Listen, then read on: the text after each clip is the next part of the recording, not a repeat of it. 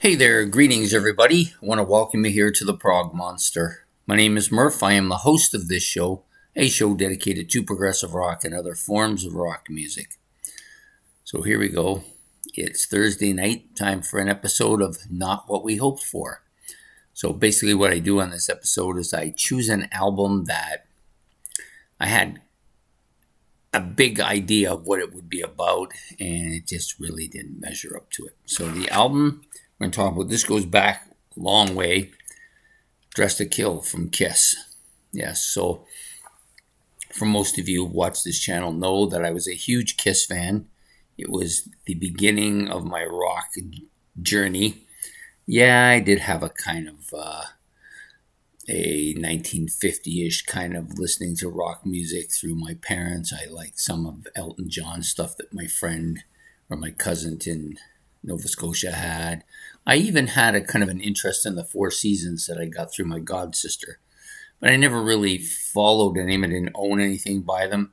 I knew a few songs. That was about it. Then for me, it kind of started with BTO. Was the first kind of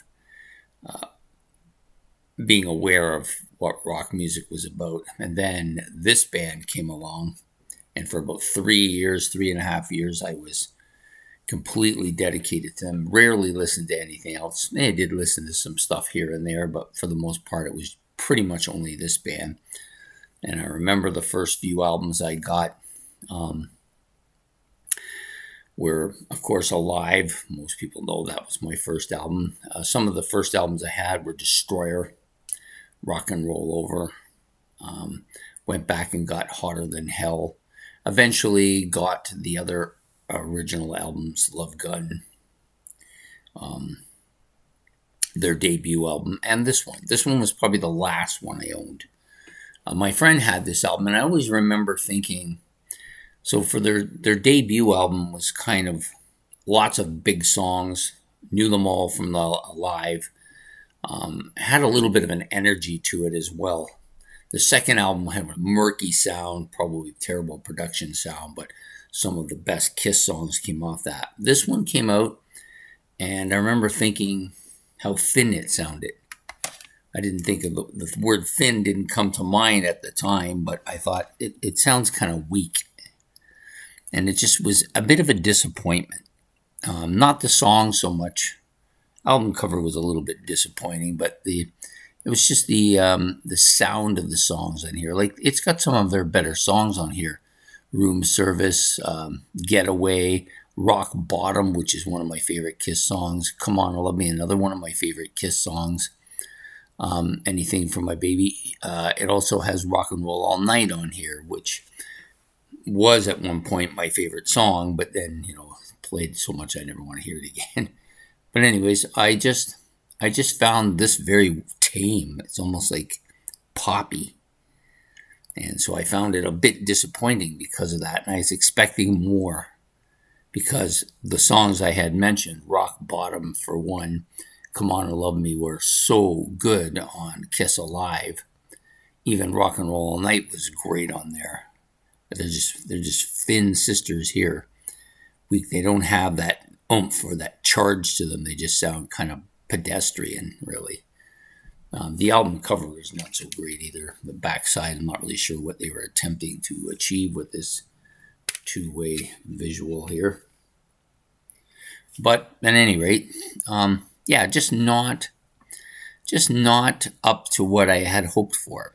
Now, it's not a bad album.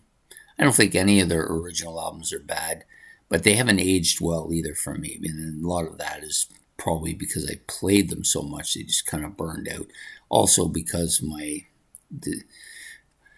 interest in music has drastically changed since this time period. But I always found this particular album of those 6 original studio albums, I always found this one to be the thinnest, weakest. It's like it lacked any kind of oomph, even though some of the songs are great.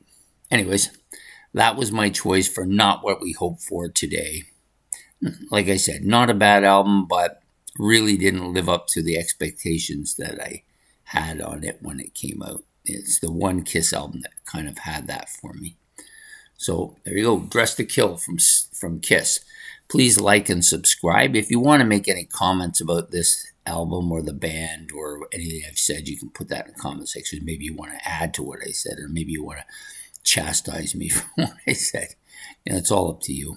This is all just me kind of talking about something that I've had experience with that I found was a little bit disappointing. So there you go. Kiss's Dressed to Kill.